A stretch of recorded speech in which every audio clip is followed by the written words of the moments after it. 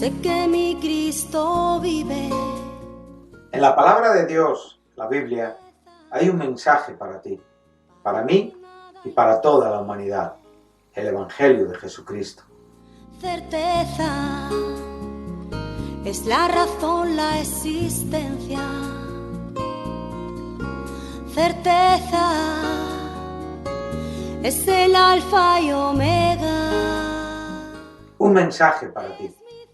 Todas las semanas, en este canal de radiodifusión cristiana, Luz a las Naciones, un estudio expositivo de la palabra de Dios, edificando sobre el verdadero fundamento de los apóstoles y profetas, siendo la principal piedra del ángulo Jesucristo mismo. Que ni lo alto ni profundo. Síguenos en directo o en cualquiera de nuestros canales y recuerda que Dios tiene un mensaje para ti. Que Dios os bendiga y edifique a través de su palabra. Amor de Dios, certeza, yo sé que mi Cristo vive. Certeza, para Él no hay nada imposible. Certeza, es la razón, la existencia. Certeza, es el alfa y omega.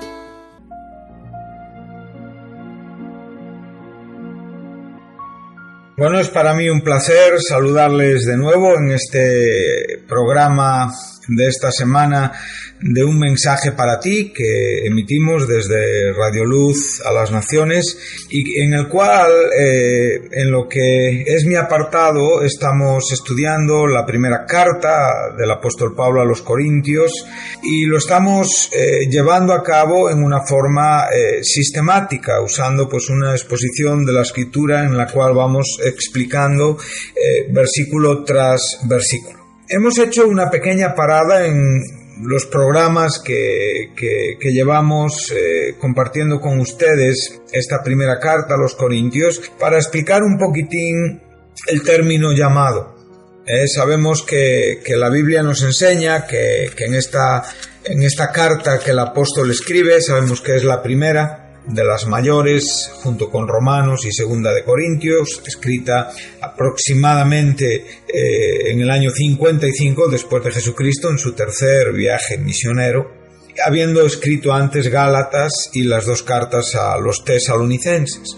Entonces hemos parado un momento aquí en los primeros versículos donde el apóstol se identifica como el autor de esta carta y usa el verbo kaleo, que es llamar, citar, invitar. Hemos estado hablando un poquito de este texto, donde hoy iremos también al capítulo 51 del libro del profeta Isaías.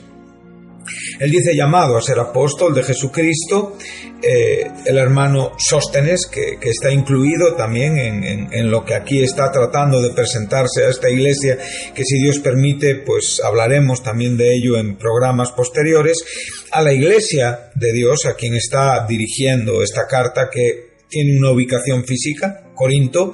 Esto estaba en Grecia y sigue estando evidentemente en lo que hoy es Grecia, y dice a los santificados, aquellos que habían sido salvados por Cristo Jesús, y usa de nuevo el mismo término, llamados a ser santos. ¿Sí?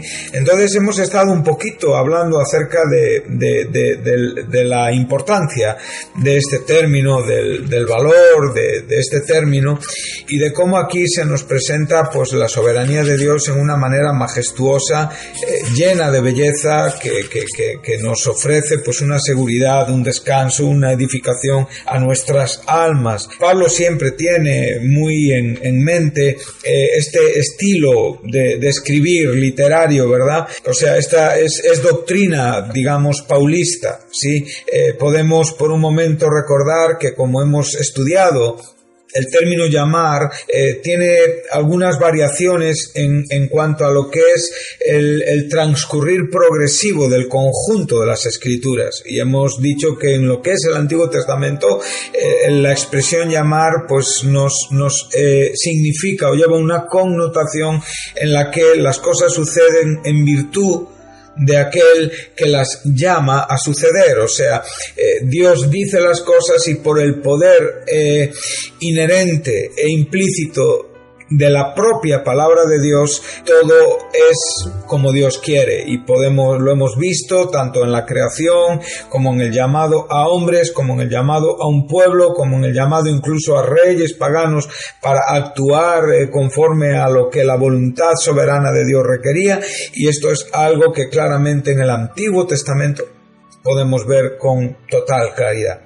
Él llama, y lo que Él llama es como consecuencia de la obra todopoderosa y soberana de su palabra, que evidentemente es inseparable de la propia persona de Dios. Dios y su palabra actúan evidentemente en el conjunto del carácter y de la personalidad del Dios de la Biblia, del Dios santo, del único Dios. Entonces, esta idea en el Antiguo Testamento está clara. El verbo kará en hebreo expresa lo mismo que el verbo kaleo en griego. Sabemos que el Nuevo Testamento, los escritores del Nuevo Testamento, pues leían la Septuaginta, que era pues una traducción griega del hebreo. Tenemos que decir que aún en ese primer griego común, como se le conoce al griego del Nuevo Testamento, koiné, era un griego que tenía también mucha afectación hebraica y aramea. Por lo tanto, este griego se distinguía aún del propio griego, que en aquel entonces era un griego digamos culto, el que tenía la sociedad, o lo que había extendido el imperio griego también. Y creo que, si no me falla mi memoria, se llamaba aiko, sí, o sea, era el griego de las clases altas. Pero este griego en el cual Dios tuvo a bien usar y con el que se tradujo el Nuevo Testamento era el griego de común, el lenguaje común de las gentes de la calle, y por lo tanto era una lengua conocida no solamente por la propia nación griega, sino por todo aquello por donde los griegos se habían extendido, ¿sí? Y por supuesto, entonces también incluimos evidentemente el territorio de donde comienza nuestra historia en el Nuevo Testamento. Entonces, esta realidad, aunque sabemos que para este tiempo ya Roma era el imperio que gobernaba, la influencia griega había estado en todos estos lugares. Entonces, parece ser que este griego tenía mucha influencia hebraica y también aramea, y entonces de ahí esta similitud y posiblemente esta compatibilidad de términos en el cual el Dios soberano pues tuvo a bien escoger estas lenguas para dejarnos el conjunto de la totalidad de la Escritura. Bueno, de esto tendríamos que hablar un poquito más detalladamente, y evidentemente hoy no tenemos tiempo para ello porque nuestro programa lleva otra dirección. Pero vemos que cuando llegamos al Nuevo Testamento, el término llamar en los evangelios sinóticos y en el libro de los Hechos adquiere como un significado con cierta variación, y ahí nos enseña que el llamado es a venir a Jesucristo, sí, y evidentemente a aceptar por medio de la voluntad de arrepentimiento y de humillación y de aceptación por parte del hombre, que realmente es llamado a recibir a Cristo siempre por esta obra de gracia.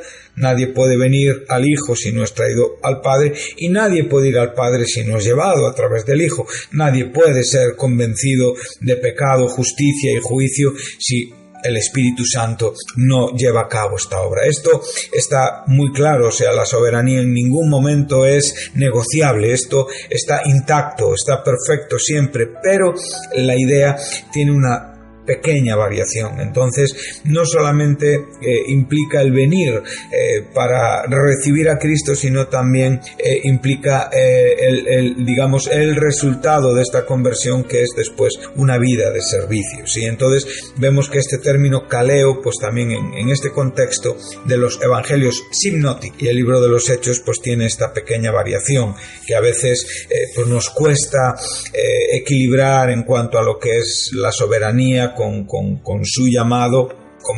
Como dice Pablo a los Efesios: bendito el Dios y Padre de nuestro Señor Jesucristo, nos bendijo con toda bendición en los lugares celestiales, Efesios 1:3, y nos escogió en Él antes de la fundación del mundo para que fuésemos santos y sin mancha delante de Él. Aquí podemos ver llamados a ser santos, por lo tanto, aquí podemos ver cómo Dios nos escogió antes de que todo fuera en Cristo Jesús, o sea, en el fundamento del propósito de la obra que iba a ser revelada en el tiempo, en la encarnación de la segunda persona de la Trinidad, el Dios Hijo Jesucristo, para llevar a cabo una obra por la cual nosotros podríamos ser constituidos como santos y sin mancha delante de Él, y también habiéndonos predestinado para ser adoptados como hijos suyos, por medio de Jesucristo, según el puro afecto de su voluntad, para la alabanza de su gloria, con la cual nos hizo aceptos en el amado. Por lo tanto, cuando ya nos encontramos con el Evangelio de Juan y todas las epístolas y cartas, no solo de Pablo, sino todo el conjunto, Pedro, Juan, Santiago, Judas, y incluimos el libro de Apocalipsis, de nuevo este término kaleo vuelve a adquirir el mismo significado que tiene en el Nuevo Testamento. Se vuelve a encontrar con aquello que viene a la vida por medio o en virtud del llamado totalmente todopoderoso, efectivo y seguro de la palabra soberana de Dios. Dios trae a la existencia a todos aquellos que Él quiere. Claramente nos enseña Efesios 2 que Dios nos dio vida cuando estábamos muertos. Por lo tanto, en la imposibilidad de vivir, Dios generó la vida por medio de la efectividad poderosa de su palabra y de su llamamiento. Entonces, estamos estudiando esta palabra, estamos gozándonos muchísimo con este significado. Y estamos ahora mismo establecidos en el capítulo 51 de Isaías, donde ruego que me acompañen. Si ustedes tienen una Biblia, pues pueden abrirla y pueden leer conmigo estos primeros versículos, y evidentemente estamos pues contemplando en una forma muy clara el significado de este término en pleno corazón de la profecía de Isaías. Sabemos que estamos en esa segunda parte de Isaías, que es a partir del capítulo 40, donde en el 39 concluye, ¿verdad? Con Ezequías, ya con esa historia maravillosa, donde viniendo ya desde el imperio asirio, ¿verdad? Que en ese tiempo era contemporáneo de Isaías en cuanto a su presencia, ya que el babilonio es posterior al tiempo profético y ministerial de Isaías, y cómo realmente este imperio llega a conquistar todo el norte, ¿sí?, de Israel, y lleva cautivos evidentemente a todos los judíos del norte de Israel, o sea, y incluso conquista todo el norte de Judá y llega a los mismos muros de Jerusalén, ¿sí? Y sabemos perfectamente que Sennacherib, ¿sí?, el rey asirio, por medio de sus capitanes, por medio de su ejército, asolaron a el buen rey Ezequías, ¿sí? Y este buen rey Ezequías pudo gozarse, ¿sí?, de cómo Dios llevó a cabo una liberación maravillosa, y cómo en una noche él pudo acabar con 185.000 asirios. Ezequías oró a Dios, el profeta le mostró la victoria que estaba en las manos de Jehová, y concluye, después de esta derrota del imperio asirio, concluye que Ezequías recibe a unos enviados de Babilonia que ya por la propia palabra del profeta le dice que ese será el pueblo que en definitiva asolará en un futuro el reino de Judá, como así fue 130 años después de la conquista del reino del norte. Hemos podido ver también cómo a partir de este capítulo 40 se nos presentan unos tratos con el pueblo judío, en el cual se fundamenta la seguridad de este llamado, aun cuando el pueblo se ha pervertido muchas veces, se ha desviado muchas veces, ha sido advertido, ha sido castigado, ha sufrido juicios, pero aún así es un pueblo que está en manos de Dios. Es un pueblo con el que Dios cumplirá todo aquello que en su palabra está anunciado, y nos presenta en una forma cierta ya el siervo. A partir del capítulo 40 se nos presenta el siervo por el cual la redención se consumará, no solamente en cuanto a los pueblos gentiles, que como hemos visto aquí en este capítulo 51 de Isaías, pues hay 5 promesas importantes. 4 dice que Dios hará aquello que prometió a Abraham en cuanto a la tierra, ¿sí? La salvación de la simiente de Abraham alcanzará a todo el mundo, la justicia se establecerá y triunfará, y esto lo veremos con absoluta claridad en el milenio, y habrá un remanente que va a padecer el trato disciplinario de Dios, y que tendrá que ir 70 años cautivos a Babilonia, lo que sucederá, como he dicho, 130 años después, y que serán traídos de nuevo, y que también aquí se nos está prometiendo, ¿sí? O sea, volverán a su tierra, cambiará evidentemente el desierto en huerto de Jehová, no solamente en lo demolido y en lo absolutamente destruido por las fuerzas de Nabucodonosor, sino también en la restauración de la tierra en el tiempo del milenio, que después de experimentar la más absoluta destrucción por esa batalla en la cual el Señor en su segunda venida consumirá a todos sus enemigos, la tierra sufrirá grandes desastres también en el propio periodo de la última semana de Daniel, esos 7 años de tribulación hablados por Juan en Apocalipsis. La tierra sufrirá, y milagrosamente con la llegada del Señor en el establecimiento del milenio habrá cambios en el sentido físico de la tierra, por supuesto en el espiritual. Esto Isaías 11 nos lo enseña muy bien, y sé que Loel está tratando de enseñar en esta emisora lo que es el libro de Isaías. Jehová es salvación, y en ese tiempo todo milagrosamente se embellecerá y se convertirá, cambiará de un desierto a un paraíso en cuanto al aspecto, en cuanto a la conducta de los hombres, en cuanto a la presencia de Jesucristo como el Rey que imparte la justicia y la paz desde el trono de David en Jerusalén, en el nuevo templo y definitivo templo que se construirá cumpliendo las propias profecías de la Biblia.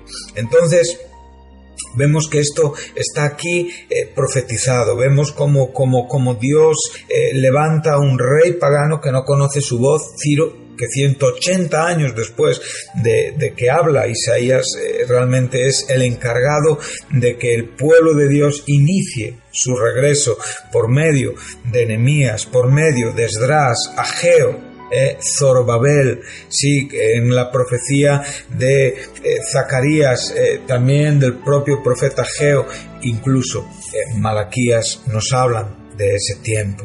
Jeremías también viviendo in situ, él profetizó en pleno asolamiento de los caldeos a Jerusalén.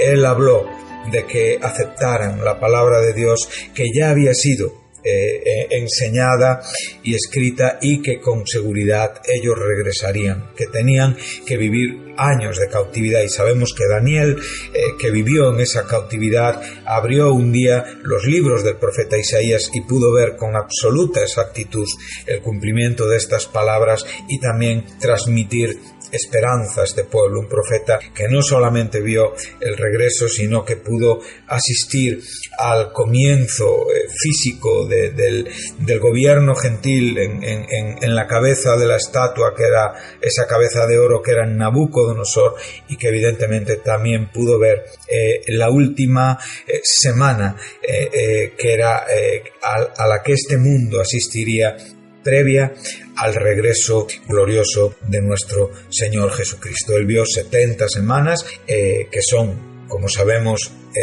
desde el momento en el que comienza el tiempo de la restauración, ¿sí? Y evidentemente él ve una última semana que está por cumplir, ya que todo se cumplió desde la restauración hasta la muerte de Jesucristo en Jerusalén. Entonces nos queda una semana, una sola semana, que es equivalente a los 7 años de tribulación, en la cual el propio Daniel vio el regreso de nuestro Señor y el establecimiento de ese reino también milenial. Es una maravilla todo lo que podemos contemplar y ver y gozarnos con todo el asunto profético. Entonces, estamos viendo y estudiando este término llamar, y entonces me gustaría pararme un poquitín en esta mañana en estas palabras donde él dice: mirad a la piedra de donde fuisteis cortados, y al hueco de la cantera de donde fuisteis arrancados, y mirad a Abraham vuestro padre y a Sara que os dio a luz, porque cuando no era más que uno solo lo llamé, lo bendije y lo multipliqué. Bueno, estamos ahora aquí ante una maravilla de la Escritura. El profeta está llevando la mente de los judíos a quien él está escribiendo, y hoy, por medio de este libro inspirado que ha sido establecido en el canon, ¿sí? en el canon bíblico, hoy nosotros podemos gozarnos también. Entonces podemos ver cómo él les remonta a Abraham. O sea, para el profeta es importante que comprendan que aunque el propósito soberano de Dios está en cierta manera antes que el propio Abraham, lo que tenemos muy claro es que para él es un punto de partida, o lo que él quiere hacer entender a estos hombres a quien él escribe, al reino de Judá principalmente, ¿sí? Es ese punto de partida, y les enseña que cuando él llamó a este hombre Abraham era uno solo, lo bendijo y lo multiplicó. Entonces él les dice: mirad a esa piedra, mirad al hueco de la cantera. La piedra tipifica a Abraham, el hueco de la cantera tipifica a Sara, y en base a esa visión o a ese entendimiento, llenar de esperanza vuestros corazones. Considerar, pensar, reflexionar que el mismo Dios que fue capaz de construir un grupo de lo que no era, tiene el mismo poder. Su brazo sigue siendo poderoso para poder manteneros, sustentaros, aun en medio de las vicisitudes, dificultades o complicaciones que puedan venir. Esto es algo que para nosotros es maravilloso, porque muchos de nosotros, los cristianos, estamos muchas veces asolados, abatidos, nos vemos en muchos casos superados por las propias circunstancias de la vida, ¿sí? A veces las pruebas, a veces las dificultades, a veces momentos en los que no comprendemos, ¿sí? Y que a veces sentimos que el abatimiento está acabando con nuestros corazones, o que posiblemente Dios ha detenido su mano, que ya no vamos a ser objetos de esa gracia de Dios para ser. No, por favor. Él aquí está hablando a los fieles judíos, aquellos que seguían la justicia y aquellos que buscaban a Jehová. O sea, aun en medio de este desastre, siempre el Señor mostró un remanente. en el cual Dios siempre nos muestra una seguridad siempre a lo largo de la historia del mundo. Dios ha guardado a un grupo para sus propósitos. Y este pueblo no podía extinguirse, este pueblo no podía desaparecer, porque era necesario mantenerlo, porque tenía que cumplir los propósitos. De este pueblo tenía que venir el siervo que sería el redentor, del cual Isaías nos está hablando. No sería Ciro, no sería Jacob, no sería Israel como tal. Era el siervo del Señor, el que realmente, y si Dios nos permite, hablaremos de él en próximos programas, ¿sí? Porque prefiero dejarle para después de esto de Abraham. ¿Por qué? Porque creo que es evidentemente lo que ya nos lleva de nuevo a ese Nuevo Testamento, aunque claro que esta historia de Abraham la tenemos en pleno corazón de la doctrina de Pablo, ¿sí? La justificación a través de la fe. Pero lo que tenemos claro es que él está hablando a estos fieles que realmente cuando se vieron, cuando contemplaron, cuando vieron cómo fue asolado sus hermanos del norte, todas las 10 tribus al norte totalmente destruidas, cuando están siendo confrontados con la propia profecía, cuando realmente ellos mismos, ¿sí?, contemplarían unos años después como la gloria de David, el reino de David, el pueblo victorioso a quien temían todas las naciones, se había desvanecido y que ya solamente era un recuerdo. El propio templo destruido, Jerusalén desolada. Entonces podría surgir esta pregunta: ¿Dios nos ha abandonado? ¿Cómo podría cumplirse la profecía, la promesa hecha a Abraham si Judá se extinguiera en Babilonia? ¿O de dónde vendría este siervo? Todo realmente sonaba a desesperanza. Pero el Señor despierta nuestra fe y nos habla a nosotros, aquellos que realmente creemos en esta justicia, que buscamos al Señor. Y nos dice que hay una promesa que tiene que llevarse a cabo sí o sí. A estos judíos les está diciendo: mira, podéis estar absolutamente extinguidos aunque solamente quedara uno de vosotros. El Señor cumpliría sus promesas y llevaría a cabo aquello que fielmente prometió.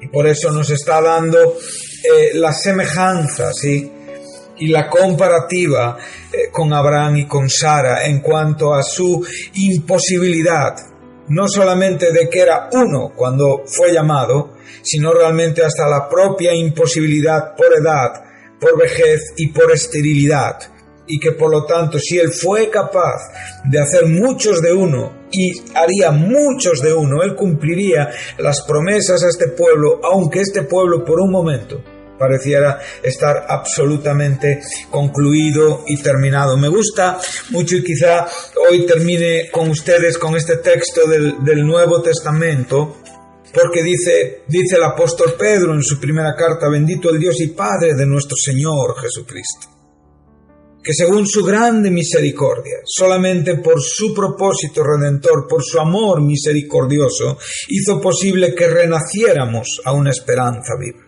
Esta esperanza que está trasladando a este pueblo, aun a pesar de la desolación, del cautiverio, aun a pesar de las ruinas en las que Jerusalén quedaría, y que si físicamente, objetivamente, únicamente se vieran contemplando, no cabría la esperanza. Pero él está diciendo: oídme, los que seguís la justicia. Él está hablando no solamente a tiempo presente, sino está hablando a aquellos que oirían esta palabra 130 años después, más 70 años cuando volvieron a Jerusalén a reedificar el templo, los muros, la vida espiritual, y evidentemente a Israel como nación en el propio cumplimiento de los propósitos de Dios con este pueblo. Pero principalmente aquí ya nos está hablando de un nacimiento espiritual. Está hablándonos de la obra por la cual todos los hombres independientemente judíos o gentiles, pueden nacer a una esperanza, a un nuevo nacimiento por medio de la muerte de Jesucristo y la resurrección de Jesucristo de entre los muertos, muerto por nuestras transgresiones y resucitado para nuestra justificación, Romanos 4:25, para una herencia, sí, incorruptible. Él es la garantía, Él es el heredero, y en su persona tenemos la garantía de esta herencia, incorruptible, incontaminada e inmarcesible, o sea, absolutamente intocable, incambiable, inmutable por ninguna actitud, situación o fuerza de este mundo. Esto edifica nuestra fe, esto anima nuestra fe, queridos oyentes, queridos hermanos. Podemos estar como Israel, caídos, abatidos, pero el Señor lo que ha prometido lo cumple, y a nuestra debilidad Él lanza una brasa que aviva la llama, un viento que aviva la llama que está a punto de apagarse, ese pábilo que humea.